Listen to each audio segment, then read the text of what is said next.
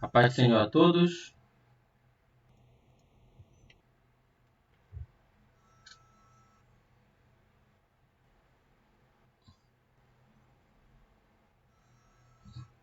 Bom, a paz do Senhor a todos.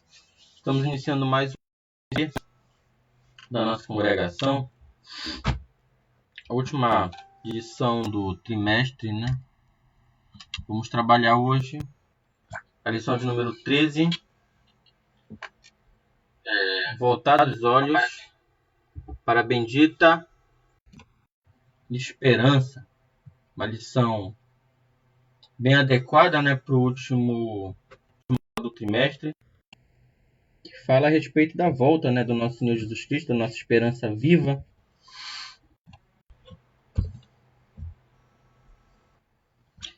Bom, lição de número 13, voltados os olhos para a bendita esperança. Nessa arte do nosso amigo Nomi Santos, um material muito bom, muito explicativo.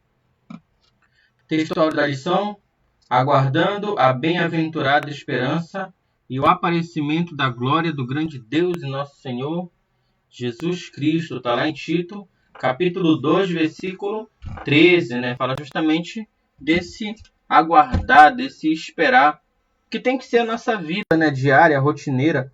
A nossa vida, ela tem que ter essa espera, ela tem que ter esse aguardo. Nós não podemos perder da memória que nós estamos esperando a vinda de Jesus, que nós estamos na iminência, né, na espera, no aguardo dessa vinda. É uma coisa que tem que continuar bem viva na nossa memória. Pode mandar sim, irmão, link, pode compartilhar com quem quiser essa aula, pode ficar à vontade. Verdade prática. Nossa esperança é algo vivido e real. Não se baseia em utopia e nem em imaginação humana, mas em fatos revelados na palavra de Deus e confirmados na história. Eu queria dizer aos irmãos que a vinda de Jesus, ela é real. Ela é real, ela vai acontecer. A promessa, ela não caducou, ela não acabou, né? A promessa, ela continua. Então, Jesus vai voltar para buscar a sua igreja. A lição de hoje é dividida em 3 grandes blocos. Breve o Senhor virá, necessidade de vigilância e vivendo com fidelidade. Vamos falar um pouco sobre cada um deles. Atos, capítulo 1, versículo 6 a 11, a nossa leitura bíblica em classe.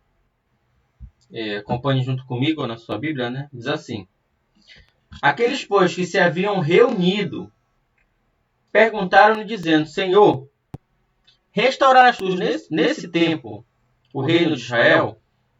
E disse-lhe: Não vos competem saber os tempos ou as estações que o Pai estabeleceu pelo seu próprio poder, mas recebereis a virtude do Espírito Santo que há de vir sobre vós, e ser-me-eis testemunhas, tanto em Jerusalém, como em toda a Judéia e Samaria e até os confins da terra. E quando diziam isso, vendo eles, foi elevado às alturas, e uma nuvem o recebeu, ocultando os seus olhos. E estando com os olhos fitos no céu, enquanto ele subia, eis que junto dele se puseram 2 varões vestidos de branco, os quais disseram: Olha a promessa aí, pessoal. Varões galileus, por que estáis olhando para o céu? Esse Jesus que dentre vós foi recebido em cima no céu, há de vir assim como para o céu o vistes ir. Então, pessoal, a promessa, ela é verdadeira, a promessa, ela é real e ela é atual. A promessa de Deus, ela não se encerrou, ela não mudou. Jesus não desistiu de voltar, mas ele prometeu que da mesma forma que ele foi recebido aos céus, que ele subiu aos céus, nós também o veremos retornar. Então, vamos continuar firmes nessa esperança. Introdução.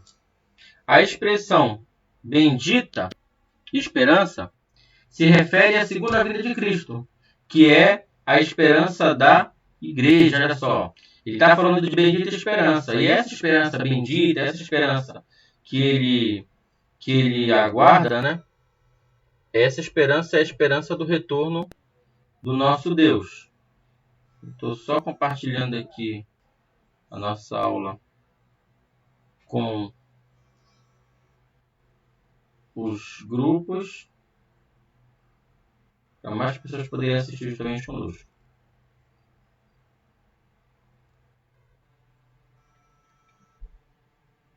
Só um momento.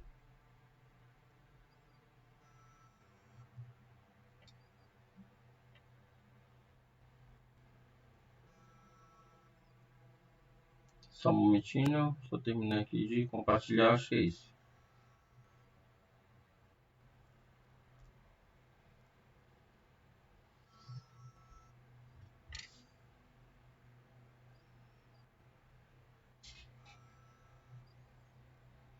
Não. Bom, essa expectativa vem aumentando à medida que o tempo vai passando. Olha só, essa ampulheta aí, ela vai simbolizar o tempo. Ela vai simbolizar o tempo que passa, né? O tempo ele não retrocede. E quanto mais o tempo passa, mais próximo a gente fica da iminência volta do nosso Senhor Jesus Cristo. A presente lição pretende esclarecer quão breve será esse evento para que cada um mantenha a vigilância com fidelidade. Agora vai, coordenação.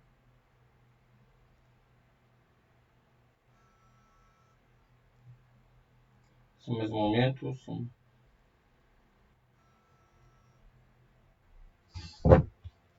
Próximo slide.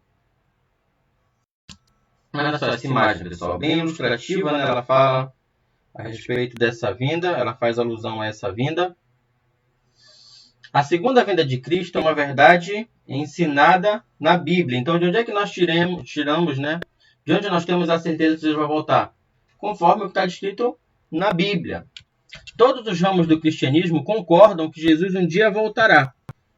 Então, todos os irmãos em Cristo, de todos os ramos, nós, os batistas, os presbiterianos, até mesmo os nossos irmãos católicos, eles concordam que Jesus vai voltar para buscar a sua igreja. Mas essa unanimidade não ocorre no tocante à maneira como isso vai acontecer. Há diversas interpretações sobre o tema que fogem ao escopo da presente lição. Todos cremos que Jesus vai voltar. Todos os ramos do cristianismo creem no que chama de advento, né, que é a volta de Jesus. Nós temos algumas discordâncias sobre como isso vai acontecer. Eu vou falar um pouquinho mais na frente. Sobre a ordem dos eventos, sobre alguns detalhes, né? Vou falar um pouquinho mais na frente. Inclui-se na expressão segunda vinda o arrebatamento da igreja. Olha só, pessoal, está lá em 1 Tessalonicenses, capítulo 4, versículo 15. Esse texto aqui é importante da gente ler, né? Ele é bem esclarecedor. Ele fala muito fortemente sobre o arrebatamento. 1 Tessalonicenses, capítulo de número 4, versículo de número 15. Procure na sua Bíblia também, para a gente poder acompanhar junto. 1 Tessalonicenses, capítulo de número 4, versículo de número 15. Diz assim, ó. Parte do 13. Eu não quero, irmãos, que vocês sejam ignorantes acerca dos que já dormem, para que não vos entristeçais como os demais, que não têm esperança. Porque se cremos que Jesus morreu e ressuscitou, assim também aos que estão em Jesus dormem, Deus os retornará a trazer para ele.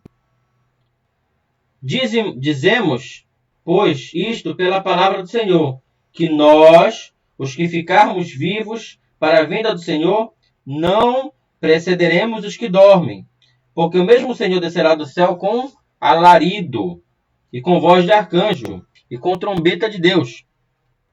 E os que morrerem em Cristo ressuscitarão primeiro. Depois nós, os que ficamos vivos, seremos arrebatados, juntamente com ele nas nuvens, a encontrar o Senhor nos ares. Assim estaremos sempre com o Senhor, porquanto consolai-vos uns aos outros com essas palavras. Olha só que promessa maravilhosa, né?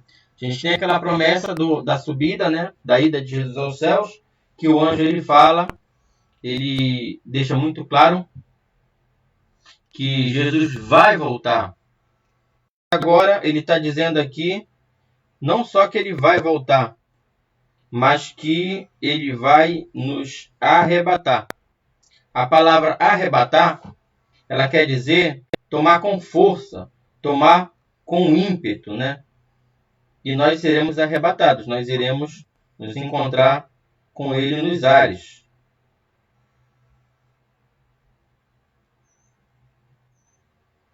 Só mais um momento.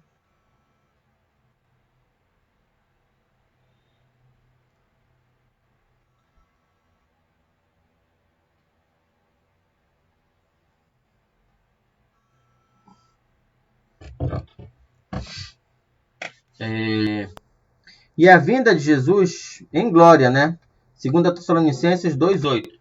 Quando o Senhor Jesus ascendeu aos céus, os varões de branco disseram que ele virá da mesma maneira como subiu. Então foi o que eu falei aqui, né?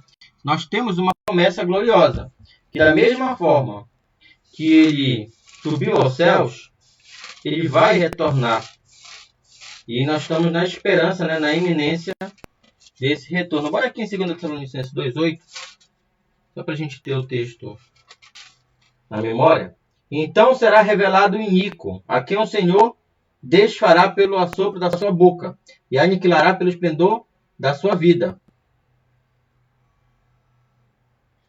E essa cuja vinda é segundo a eficácia de Satanás, com todo o poder, sinais e prodígios de mentira, e com todo engano e justiça para os que perecem, porque não recebem o amor da verdade para se salvarem. Né? Aqui está falando da pessoa do anticristo, da manifestação do homem da iniquidade. Né? Próximo slide. Ponto 2 da nossa lição, ele fala a respeito que essa promessa ela foi dada por Cristo também, né? Ele prometeu voltar para nos buscar e nos levar juntamente com ele para o céu. Essa promessa está lá em João, capítulo de número 14, versículos de número 1 a 3, que diz assim: Não se turbe o vosso coração. Creio em Deus, creio também em mim. Na casa de meu pai há muitas moradas. Se não fosse assim, eu não vos teria dito, pois vou preparar-vos lugar. E se eu for e vos preparar lugar, virei outra vez, olha aqui a promessa dele. Virei outra vez e vos levarei para mim mesmo, para que onde eu estiver, estejais vós também. Então a promessa, ela foi falada por Jesus. Mas parece que antes do Pentecostes, os discípulos ainda não tinham uma compreensão exata dessa vinda. Pelo que se pode observar na pergunta dos discípulos: Senhor, restaurará tu nesse tempo o reino de Israel? A esperança dos discípulos, na época de Cristo, era de um governo físico, terreno e material naquela mesma época. Eles esperavam a volta de Jesus, não. Eles esperavam o reino de Deus naquele contexto. Eles acreditavam que Jesus ele movimentaria, né, uma rebelião contra o Império Romano, que ele derrubaria o governo romano, que ele assumiria o poder e que ele, depois de assumir o poder, ele dividisse, né, o poder, o governo entre eles. Foi uma esperança frustrada, porque o reino de Deus ele é algo maior do que eles esperavam para aquele momento. Talvez estivessem ainda pensando no reino físico, político, que era o pensamento dominante em Israel. Mas Jesus os corrige por duas razões principais. O dia e a hora dessa bendita esperança é exclusivo do Pai. E está fora do radar humano. E a restauração do reino de Deus não é só para Israel, mas para todos os povos. Jerusalém, como em toda a Judéia e Samaria e até os confins da terra. Então a esperança deles era muito material, era muito humana. Eles esperavam para aquele momento daquela forma. Só que a esperança que Deus ele faz, a promessa que Deus ele faz a Abraão, ela abrange todas as pessoas da terra. Então, o reino de Deus, ele é universal, né? Ele abrange todas as pessoas em todas as regiões da terra. Ele não é específico para aquela região, para aquele tempo, para aquele povo, como eles esperavam, né? Aqui, pessoal, nós trazemos algumas questões levantadas lá em Mateus capítulo 24, referente à vinda de Jesus. Primeiro, ela é para os vivos e para os mortos. Ela tem uma promessa de transformação para os vivos e restauração para os mortos. Ela vai promover o encontro com o Senhor Jesus, né? E antes dessa promessa, o que vai vir? Falsos religiosos, falsos cristos, falsos profetas vão vir sobre a terra, pregando doutrinas demoníacas, pensamentos demoníacos. Muitos vão afirmar ser o próprio Jesus. Virá perseguições contra a igreja do Senhor. Virá uma grande apostasia. Muitos pregadores têm prometido um grande avivamento, uma questão sobrenatural, tremenda. Mas o que a Bíblia prevê é que tenha sobre a terra uma grande apostasia, um grande afastamento, um grande esfriamento espiritual. Também terão eventos políticos, como guerras, rumores de guerras, nações se levantando contra nação, reino se levantando contra reino. E também a promessa do renascimento do Estado de Israel. Isso eu vou falar mais na frente. Eventos de caráter físico, catástrofes naturais que cairiam sobre a terra, catástrofes climáticas, terremotos, maremotos, temores de terra, várias coisas que foram prometidas que a gente enxerga, né, o seu cumprimento nos dias de hoje. E eventos sociais, que haveriam fomes, pestes, o amor de muitos se esfriaria, né? Então a gente inteiro, né? Ele prometeu que ele derramaria do seu espírito sobre toda a carne. E essa promessa, ela tem se cumprido, né? Nós tivemos ali, desde Atos 2, grandes avivamentos. Mas nos últimos 150 anos, nós tivemos um crescimento do derramamento do Espírito impressionante, né? Nós tivemos ali o avivamento da Rua Azusa, e esse avivamento ele tem se espalhado, se alastrado por todo o mundo. Os pentecostais são o maior movimento protestante do mundo. O outro sinal evidente é a fundação do Estado de Israel, que desde 1948 ostenta sua bandeira tremulando a sede das Nações Unidas como Estado soberano, né? Por que aqui fala do Estado de Israel? Porque existe na Bíblia um texto que fala assim, Jesus ele fala sobre essas coisas da vinda, né? Que quando a figueira ela lança de si os seus ramos, sabei que está próximo o verão. Assim também será a vinda do Filho do Homem. Então ele faz a comparação da vinda dele com a figueira tenra, lançando seus ramos, né? E aí a gente passou muito tempo sem entender o que isso queria dizer. No ano 70, o reino de Israel ele foi destruído. Foi a chamada diáspora judaica. Os judeus eles foram espalhados pela face da terra. Mas aí, em 1948, um brasileiro chamado Oswaldo Aranha votou, foi o voto de Minerva, né, para a decisão da criação do Estado de Israel, lá na Palestina. Então, o ramo da videira, da figueira, que estava dividido, espalhado pelo mundo, ou seja, não existia um verdadeiro Estado judaico, um Estado de Israel, para que o mundo pudesse olhar para ele, para ter essa sensação de quando Jesus voltaria, não existia desde o ano 70 até 1948. Quase 1940 anos que não existia um Estado judaico. E aí agora recentemente, em 1948, foi criado o Estado de Israel e todo o remanescente que está espalhado pelo mundo, ele começou a voltar para o Estado de Israel. Hoje, as duas maiores comunidades israelitas no mundo são a americana e a judaica, né? O próprio Estado de Israel. Porque os judeus eles estão voltando para a sua terra. E isso nós entendemos que é como a figueira está lançando sobre si os seus ramos e nós entendemos como um sinal claro da iminente volta do Senhor Jesus. E aqui é essa imagem, né, que está dizendo aqui, saudade do céu. Você tem sentido saudade do céu? Você tem esperado a volta de Jesus com ansiedade? Ou você tem negligenciado e tem, não, Senhor, demora mais 20 anos, demora mais 30 anos, deixa eu morrer, depois tu volta, né? Deixa eu terminar minha faculdade, deixa eu terminar minhas coisas, deixa eu me aposentar, aí tu volta. Será que a gente tem sentido saudade do céu? Bom, aqui é o que eu falei que eu diria, né? São 3 teorias sobre a volta de Jesus. A teoria pré-tribulacionista, a teoria mesotribulacionista e a teoria pós-tribulacionista. Esse material também é da Nomi, muito bom, por sinal. E a Assembleia de Deus é qual, irmão Maicon? A Assembleia de Deus, ela adota a posição pré-tribulacionista. Nós cremos pelas Escrituras que o evento mais provável, o modelo mais provável, é o modelo pré-tribulacionista. Qual a diferença dos 3? É o momento do arrebatamento. Em que momento a igreja vai ser arrebatada? Pré-tribulacionista, antes da grande tribulação. Nós cremos que nós não passaremos pela grande tribulação. Nós cremos que primeiro o Senhor Jesus ele vai arrebatar a sua igreja. Depois que a igreja for arrebatada, vai começar o reino do anticristo.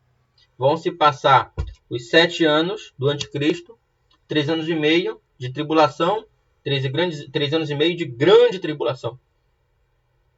Depois desses 7 anos de grande tribulação, nós iremos voltar glorificados juntamente com Cristo. Ele irá derrotar Satanás e seus anjos, os inimigos de Israel, e vai iniciar um reino de 1000 anos sobre a terra.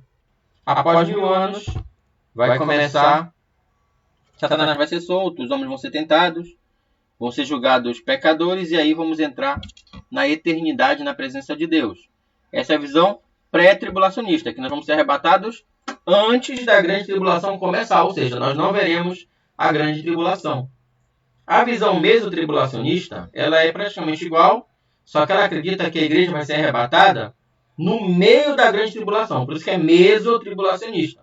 Ou seja, vão ter 3 anos e meio de perseguição, depois a igreja vai ser arrebatada, e aí mais 3 anos e meio de perseguição, e aí Jesus volta, instaura o milênio, e depois nós vamos para a eternidade. E a visão pós-tribulacionista, ela acredita que nós vamos ser arrebatados após a grande tribulação. Ela acredita que a igreja vai passar por toda a grande tribulação, e quando a grande tribulação acabar, a igreja vai ser arrebatada, vai ser transformada, e na sequência já retorna juntamente com Cristo, praticamente no mesmo evento, logo na sequência. E aí ele instaura o milênio, e depois vem a eternidade. Lembrando que a visão oficial das Assembleias de Deus, a visão oficial das Assembleias de Deus, e também a visão que, para mim, na minha visão, tem mais embasamento bíblico, deixa eu voltar aqui, né? A visão que, na minha visão, tem mais embasamento bíblico, aquela que está mais alinhada com aquilo que a gente enxerga nas Escrituras, é a visão pré-tribulacionista, né? Os presbiterianos, se eu não me engano, eles têm uma tendência mais forte para o pós-tribulacionismo. Mas nós temos uma visão, a Assembleia de Deus tem a visão pré-tribulacionista. Ou seja, nós vamos ser arrebatados, aqui é o arrebatamento, né? Antes da grande tribulação. Exortação à vigilância. O Senhor Jesus nos exorta com muita ênfase sobre a necessidade da vigilância. Vigiai, porque não sabeis a que hora há de vir o vosso Senhor. Está lá em Mateus, capítulo 24, versículo 44. Né? Nós somos exortados, nós somos animados. Né? Exortação, pessoal, quer dizer animar, ânimo. Então, nós somos animados a permanecer vigilantes. A razão disso é porque ninguém sabe quando vai acontecer a sua vinda. Então nós temos que estar vigilantes todo o tempo, porque nós não sabemos a hora em que ele há de vir. Então nós temos que estar preparados, né? A comparação bíblica que se faz é a comparação de um ladrão. Se nós soubéssemos a que hora o ladrão há de vir, né? Se o pai de família soubesse que hora vinha um ladrão, ele ficaria atento, porque assim ele não seria pego desprevenido. Mas como nós não sabemos que hora vem um ladrão, nós temos que ficar atentos em todo tempo.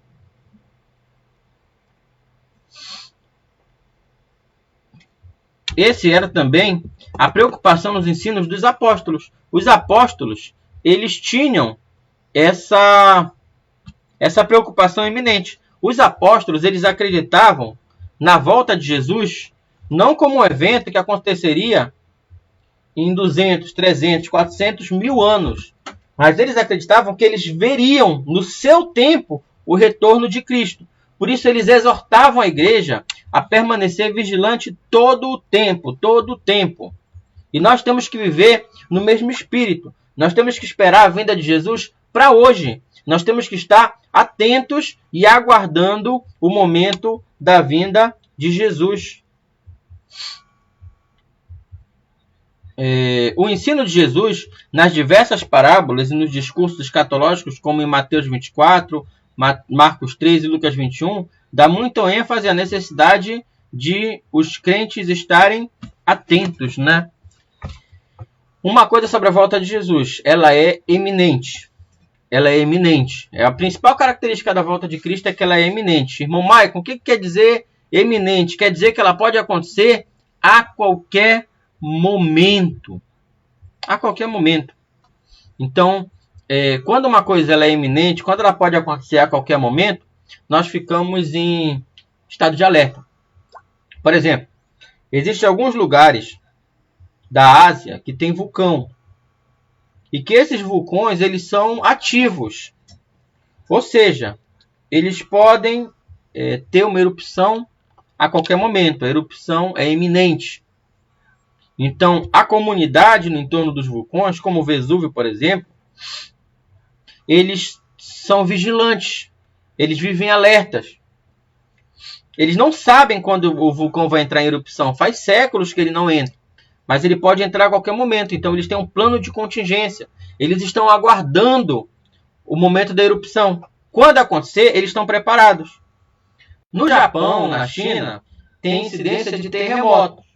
E os terremotos, eles são eminentes. Eles podem acontecer a qualquer momento. Então, eles vivem na eminência dos terremotos. Eles estão todo o tempo atentos, estão todo o tempo prontos, esperando. Então, quando o terremoto acontece, eles estão preparados. Eles sabem o que fazer, eles estão prontos para aquele momento. Nós temos que viver na eminência da volta de Cristo. Nós temos que estar preparados. Se os gregos esperam ali o Vesúvio entrar em erupção, eles estão atentos, eles estão preparados, e se os japoneses esperam os terremotos, eles estão atentos e preparados, nós também precisamos estar atentos e preparados quanto à volta de Jesus. Ponto 2, os alarmes falsos. Muitos líderes e grupos religiosos arriscam-se em marcar a data, olha só, a data da segunda vinda de Cristo. Alguns deles cravaram várias datas, outros, depois de constatarem que elas não batiam, reinterpretaram as supostas profecias e as protelaram para outras datas. Todos esses líderes de grupos falharam. É um erro tentar adivinhar os tempos e as estações, pois só Deus sabe o dia e a hora. A palavra de Deus rejeita todas as falsas expectativas acerca da vinda de Cristo. Essa maravilhosa doutrina tem como objetivo trazer a esperança aos crentes. Não a falsa expectativa e os alarmes falsos, né? Nós tivemos ao longo da história muitos líderes religiosos que eles intentaram calcular o dia da volta de Cristo. Eles marcaram datas e marcaram eventos, eles disseram que coisas extraordinárias aconteceriam e eles se frustraram. Porque ninguém sabe o dia nem a hora em que Jesus há de vir. Como eu falei há pouco, ele até faz uma comparação com o ladrão. Se o dono da casa soubesse que horas o ladrão ele vem, ele ficaria esperando, mas o dono da casa não tem como calcular a hora que o ladrão vai vir sobre a casa, a hora que ele vem roubar a casa. Mas ele fica alerta todo tempo, né? Nós tivemos um evento como esse com um homem chamado William Miller. Para quem não sabe, William Miller, ele foi o patrono, né? Ele foi uma das maiores referências para a fundação da Igreja Adventista do Sétimo Dia. É por isso que o nome é Adventista, porque Adventista tem a ver com advento, tem a ver com a volta de Cristo, o dia que Jesus ele vai voltar para a Terra. Então eles esperavam o advento, por isso que são adventistas, da vinda de Cristo para 22 de outubro de 1844. William Miller, ele calculou o dia da volta de Cristo e os adventistas ficaram esperando essa volta com muito ênfase, né? Teve até gente que vendeu as suas propriedades, vendeu os seus bens, deu tudo que tinha para esperar a volta de Cristo. E quando chegou o dia de 22 de outubro de 1844, o dia transcorreu normalmente, o dia se encerrou, chegou o dia 23 de outubro e Jesus não voltou. Esse dia até hoje ele é marcado na história como o dia do grande desapontamento. Depois disso, William Miller e seus seguidores eles marcaram outras datas, mas todas essas datas falharam. Outra pessoa que ousou calcular a data do retorno de Cristo foi o Charles Taze Russell. O Charles Taze Russell é o fundador da Igreja das Testemunhas de Jeová. Ele marcou a data da volta de Cristo, ele se frustrou, porque ela não aconteceu. Depois o seguidor dele recalculou, se frustrou também, recalculou de novo, se frustrou de novo. Jesus ele não voltou. E até hoje eles esperam pela volta de Jesus, que nem a gente. Ele vai voltar. Nós só não sabemos o dia, nem sabemos a hora. E não devemos saber o dia nem a hora, não nos compete saber o dia nem a hora. Mas nós temos que esperar todo o tempo a volta de Jesus. Nós também temos tido alguns eventos de profetas que têm se levantado. Profetas que a gente chama de profetas do caos.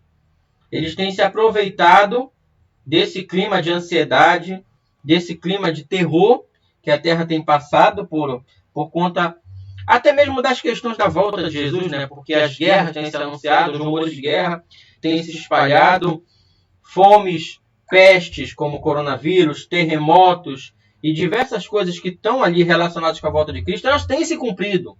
Nós sabemos disso. Nós temos consciência que Jesus está às portas. Que Jesus, a volta dele ela é iminente, ela é clara. Todo mundo que conhece as Escrituras consegue enxergar claramente que Jesus ele está às portas. Mas tem gente que tem se aproveitado de uma coisa que é iminente para se autopromover. A Bíblia diz que Jesus vai voltar. A Bíblia aponta a figueira como sinal dos tempos. E a figueira, na nossa interpretação, é Israel. Então, a partir do movimento da fundação do Estado Judeu, nós temos cada vez mais e mais certeza que Jesus está perto de voltar. A gente não sabe o dia, a gente não sabe a hora, ele não nos compete saber. Mas a gente espera, porque ele está às portas. Mas tem gente que tem aproveitado disso para se autopromover, para se colocar numa posição de destaque. Tem falado que o próprio Deus revelou datas e momentos, sendo que a gente sabe que Deus ele não se contradiz. Como é que ele vai dizer lá em Atos que não nos compete saber o dia nem a hora, porque ninguém sabe senão o Pai? E depois ele vai se esquecer da promessa dele, ou da coisa que ele mesmo disse, e vai sair marcando data com esses profetas, né? Pessoalmente. Eu botei essa imagem aqui porque a gente teve uma data recentemente marcada, que foi o dia 30 de março de 2021, por esse pastor aqui nas redes sociais. E essa mensagem ela tem se espalhado. Inclusive, irmãos do nosso grupo, do nosso campo, eles têm se empenhado em difundir essa data, que para nós, na minha interpretação, professor Maio, ela é fraudulenta e ela é mentirosa. Por quê? Porque nós temos tido mortes diárias por coronavírus. Os casos de coronavírus eles têm se alastrado muito nos últimos tempos. E a Organização Mundial da Saúde ela já até calculou algumas datas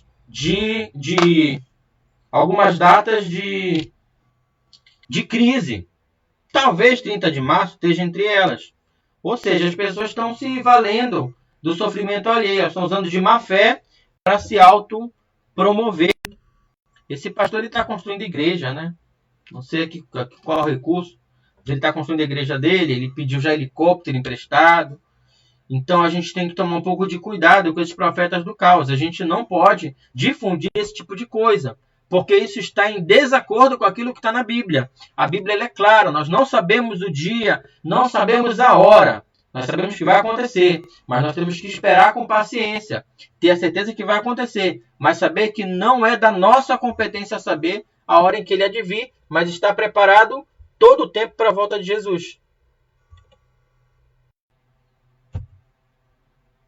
Aqui fala um pouco sobre a vinda de Jesus, né?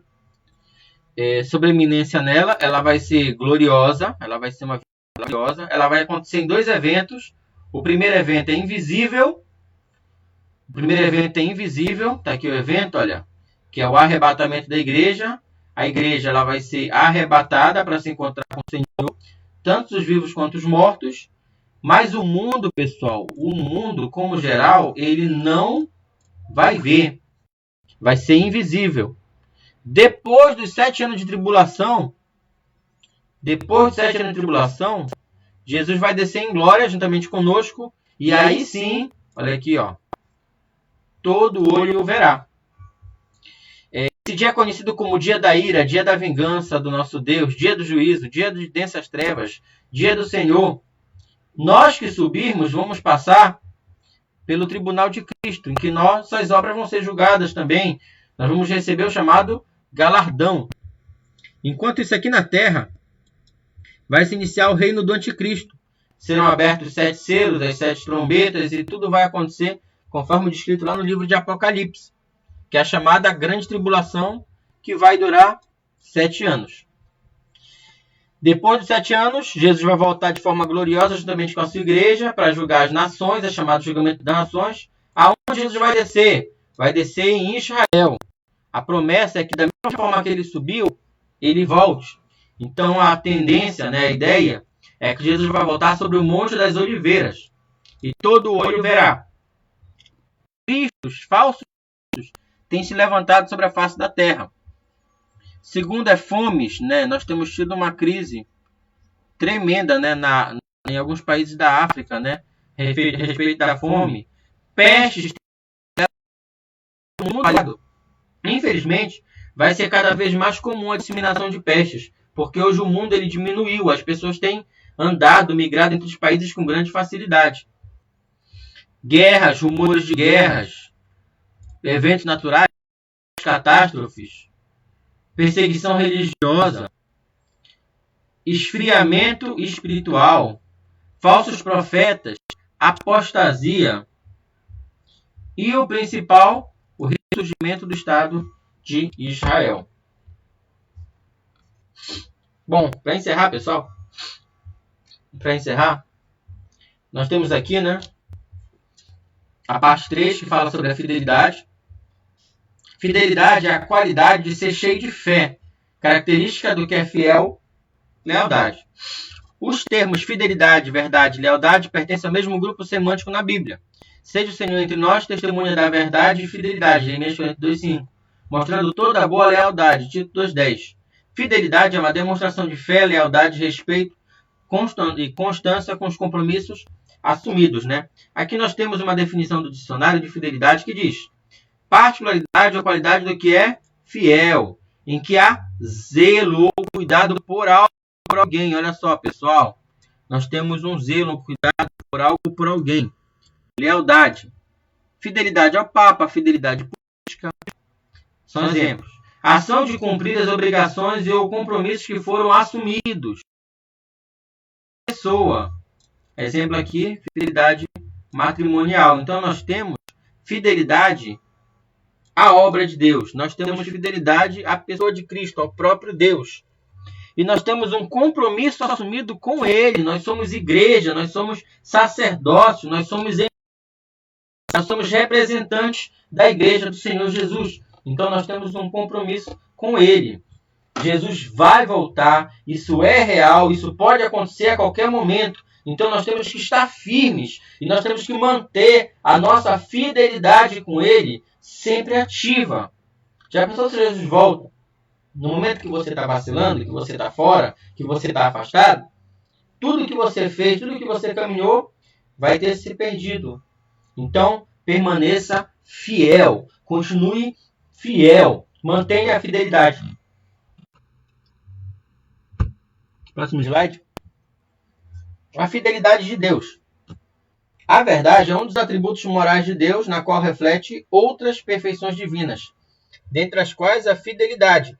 Deus é fiel. E várias referências. Pode bater o print para você pesquisar depois. A fidelidade de Deus é grande e expressa uma absoluta confiança, cuja ideia é a firmeza. Assim como ele cumpriu a promessa da vinda do Salvador do mundo, de igual modo a segunda vinda de Cristo podemos considerar como um fato incontestável. A fidelidade de Deus, ela é incontestável, porque ela faz parte dos atributos morais de Deus. Deus, ele não muda, Deus, ele não pode negar-se a si mesmo. Aqui tem um quadro com os atributos morais de Deus, né? Segundo a palavra de Deus. A bondade, Marcos 10:18. O amor, 1 João 4:8. Misericórdia, Salmo 103:8. Compassividade, nosso Deus é compassivo, nosso Deus é paciente. Nosso Deus é a verdade, ele é a pura verdade. Nosso Deus é fidelidade, é justiça e é santidade. Então esses são os atributos morais de Deus. Deus, ele não se contradiz, ele não muda. Ele mantém essas características e ele vai continuar mantendo essas características para sempre. Entre elas a fidelidade. Então, se Deus, ele é fiel, compete que nós também sejamos fiéis. Ele não pode negar sua fidelidade porque faz parte da essência dele. E ele não pode negar-se a si mesmo. A quem Deus é fiel? A si mesmo. Aquele hino que fala que fiel, Senhor, meu Deus, fiel a mim. Fiel, Senhor, meu Deus, fiel a mim. Ele está errado. Jesus, ele não é fiel a nós. Ele é fiel a si mesmo. A sua santidade, a sua verdade, ao seu amor. E através da fidelidade de Deus para consigo mesmo, nós somos beneficiados. Então, se a fidelidade dele nos alcançou, nós também temos que ser, aí sim nós temos que ser fiéis para com ele. E o ponto 3 da nossa lição, fidelidade como virtude cristã. Os atributos morais de Deus são aqueles cuja ressonância e reflexo são vistos na criatura humana, né? Quando a Bíblia fala que nós somos imagem e semelhança de Deus, ela não está falando literalmente do caráter físico. Não é que Deus ele tem uma barba assim bonita que nem a minha, entendeu? Não é essa a interpretação que a gente tira dizendo que nós somos imagem e semelhança de Deus. Mas é que nós temos os atributos de Deus. Nós temos características, atributos morais que são do nosso Criador e que foram impressas em nós, né? Impressão é aquilo que é imprimido na outra pessoa. É algo que sai de uma pessoa e imprime sobre a outra, né? Até conversei com um amigo meu esses dias sobre a palavra impressão. E as características de Deus, algumas delas foram impressas em nós. A fidelidade é uma das virtudes cristãs provenientes do Espírito Santo na vida do crente. Está lá em Gálatas, capítulo 5, versículo 22. Em verdade é ensinada em toda a Bíblia, de maneira direta nos relatos históricos e proféticos, nas parábolas e ilustrações como importante virtude da vida cristã. Aí vai entrar, pessoal, naquela questão que a gente conhece do fruto, né? O fruto que a gente mais utiliza para comparar com o fruto do Espírito é a laranja. Por que a laranja? Porque a laranja ela é só um fruto, mas ela é composta de diversos pomos. Então, o fruto do Espírito ele é dessa forma. Ele é só um fruto que ele tem verdade, ele tem domínio próprio e ele tem fidelidade. E essas características, elas somadas, elas juntas, através de uma virtude suprema, né, sobre todas as outras, que é o amor, ela permanece coesa e ela forma um fruto que se manifesta na nossa vida, que é o chamado fruto do Espírito. Se nós vivemos em Espírito, nós devemos andar também no Espírito. E se nós andamos no Espírito, nós devemos manifestar o fruto do Espírito. Quem é que vai subir no arrebatamento da igreja? Deus ele desejar. Mas a manifestação daqueles que já foram alcançados pelo poder do Espírito Santo é a manifestação do fruto do Espírito. Não quer dizer que nós vamos ser salvos por obras, mas quer dizer que aquele que é salvo, ele é compungido pelo Espírito Santo a manifestar boas obras. Ele é constrangido, né, a manifestar o fruto do Espírito. Então, se você não tem manifestado o fruto do Espírito, reavalie a sua caminhada, né? Pense, se Jesus voltar amanhã, né? Essa pergunta aqui, né? E se Jesus voltar amanhã, como é que ele vai me encontrar? Como é que vai estar a minha vida? Será que eu estou em consonância com aquilo que Deus ele espera de mim? Com o caráter que Deus ele espera de mim? Com aquilo que ele planejou para a minha vida, né? Será que eu estou preparado para a volta de Jesus? Tempos e estações. Jesus responde à pergunta dos discípulos, ampliando o horizonte desse reino. Não vos pertence saber os tempos e as estações. Essa resposta foi dupla. Tempos, no grego, nessa passagem, é cronos, e significa um longo período. Havia um espaço de tempo para a pregação do Evangelho entre a descida do Espírito Santo e a vinda de Cristo. Estações, nesse verso, é kairos, que significa ocasião, e se refere ao evento crítico que deve acompanhar o estabelecimento do reino. Tempos e estações são prerrogativas de Deus, então não nos compete saber os tempos, né? Nem nos compete saber as estações. Não nos compete saber, mas nós temos que estar assim, que nem esse homem está na imagem, olhando para o horizonte. Nós temos que saber que ele vai voltar, a qualquer momento ele vai voltar. E nós temos que estar em aguardo, na esperança, né? No desejo dessa volta. Aí volta para a pergunta que eu fiz agora. E se Jesus voltar amanhã? Né? Você está esperando? Como é que está a sua espera pela vinda de Jesus? E aqui é a conclusão, né? Viver com fidelidade é ser fiel e leal a Deus durante toda a vida. 2 Timóteo, capítulo 44, 7 e 8, a fidelidade ao Senhor Jesus é uma das condições para herdar o reino dos céus. Fidelidade a Jesus é uma condição para herdar o reino dos céus. O Senhor Jesus falou reiteradas vezes sobre a sua vinda, ao ascender ao céu. 2 anjos já afirmaram essa promessa. Esse Jesus, que dentre vocês foi recebido em cima do céu, há de vir, assim como para o céu o vistes ir. A volta de Jesus para nos levar ao céu é a esperança da igreja. Então essa esperança, ela é viva, essa esperança, ela é real e ela vai acontecer a qualquer momento. Então esteja firme, esteja constante, abundante na obra do Senhor, porque nós não sabemos o dia nem a hora em que ele há de vir. Agora fica um alerta para os irmãos. Irmãos, se aparecer algum profeta no seu Facebook, no seu WhatsApp, dizendo que Deus ele desceu e se manifestou para ele, dizendo que vai acontecer no dia 30 de agosto de 2022, no dia 30 de março de 2021, não compartilhe, não compactue, porque isso é mentira. Nós não sabemos o dia, nós não sabemos a hora. Os eventos que Jesus ele prometeu, eles só competem a ele. Ele não precisa estar revelando para profeteiro por aí, não. Porque ele já revelou, pessoal, aqui, ó. Está aqui a revelação, ó. Está revelado. A volta de Jesus ela é real. As coisas que vão acontecer, as pestes, os terremotos, os maremotos, eles estão revelados aqui, pessoal. Quem acredita nessa palavra não consegue ser enganado por esses falsos profetas que têm espalhado pela terra. Seja prudente, viva pela palavra, acredite na palavra. E aí eu volto para a pergunta, né, mais uma vez. E se ele voltar amanhã? Você está preparado?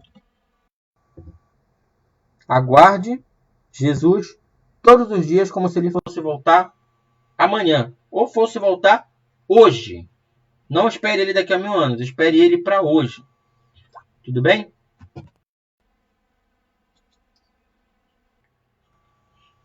Só um momento.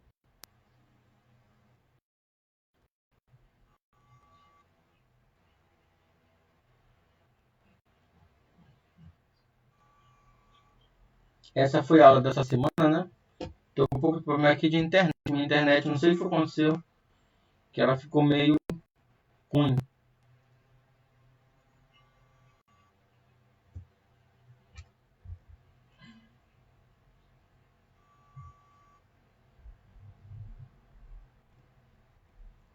Bom, obrigado por tudo, Maicon. Essa foi a lição dessa semana.